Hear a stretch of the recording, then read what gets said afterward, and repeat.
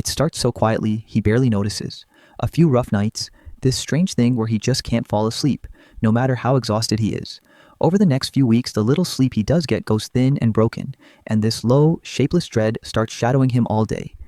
His pupils shrink to pinpoints. He's sweating through his shirts, and his heart is pounding while he sits perfectly still, like his body's stuck in some quiet alarm that won't switch off.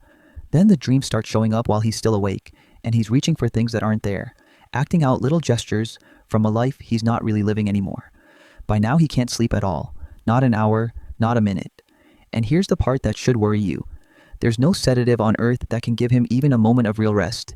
He wastes away, too exhausted even to speak, slowly drifting from the family who can only stand there and watch. In his last few months, he sinks into this silent, dementia-like stupor, eyes open, but nobody home behind them. And then, roughly a year to 18 months after that first sleepless week, he dies, killed, basically, by the loss of sleep itself. Now here's what should really get under your skin. This was never an infection. Not a virus, not a bug, nothing he caught from anyone. It was written into his DNA the moment he was conceived. A single misspelled letter that he very likely passed on to half his kids. So, what kind of disease murders someone by stealing their sleep? This is fatal familial insomnia, and it's one of the rarest, strangest diseases we know of. It belongs to the same eerie family as mad cow disease because it's a prion disease. And prions aren't caused by any microbe. They're caused by a protein folded into the wrong shape. A prion carries no DNA and no RNA at all, and yet it forces its broken shape onto the healthy proteins around it, flipping them one by one in a chain reaction your body has no way to stop. In fatal familial insomnia, the thing that kicks it all off is a single inherited typo, a mutation called D178N sitting in the PRNP gene on chromosome 20, and the misfolded protein it makes does something chillingly precise. It goes after the thalamus, the small central hub deep in your brain that works as your gateway into sleep. As the thalamus gets eaten away, the brain loses the machinery it needs to drop into deep, dreaming sleep, while the body's alarm systems run wild, driving that racing heart, the sweating, the surging blood pressure. Sleep studies capture the whole thing in cold detail. The slow waves and spindles that mark real sleep just vanish, leaving a state doctors call agrypnia excitata, a body trapped permanently awake and on alert.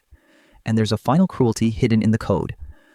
That exact same mutation, paired with a different neighboring letter at position 129, gives you familial Creutzfeldt-Jakob disease instead. So one tiny variation decides whether you lose your memory or your sleep.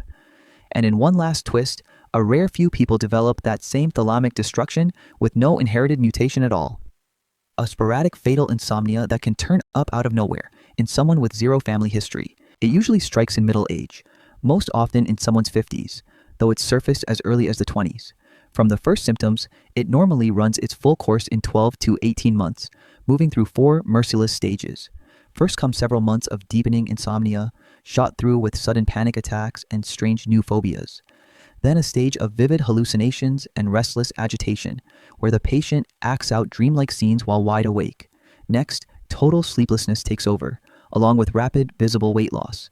And finally, over the last few months, they slide into dementia and go mute before death. 4 acts in a single devastating year. Because the mutation is dominant, every child of a carrier has a 1 in 2 shot of inheriting it.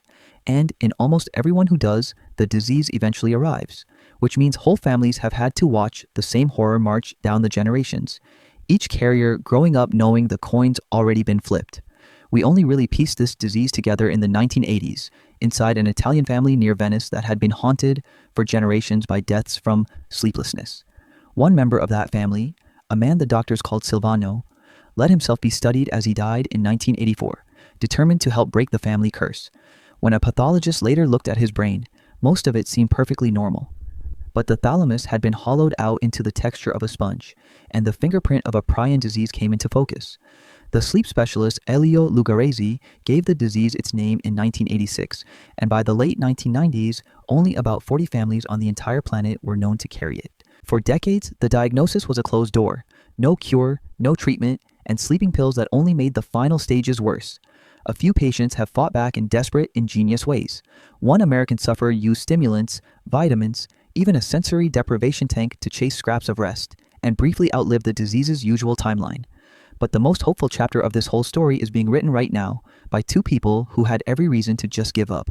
In 2010, a young American lawyer named Sonia Valab watched her mother die of a sudden, baffling dementia, later confirmed as fatal familial insomnia. Then a blood test showed that Sonia carried the exact same mutation. So instead of just waiting for it to come, she and her husband, Eric Minical, walked away from their old careers, went back to school, earned doctorates in biology, and built their own Prion research lab at the Broad Institute. Their goal is radical and simple: lower the amount of prion protein in the brain before the disease can ever take hold, using gene-silencing molecules, antisense oligonucleotides, designed to switch that protein's instructions off. In the lab, approaches like this have already cut the rogue protein and stretched out the lives of mice with prion disease. And as of this year, the first human trial of a prion-lowering drug is up and running. It's an extraordinary reversal, a death sentence written in DNA, being answered by people racing to rewrite its ending before their own clock runs out. And there's a strange kind of gift buried inside something this terrible, because a disease that kills by stealing sleep is teaching us, more starkly than anything else ever could, just how completely our survival depends on it.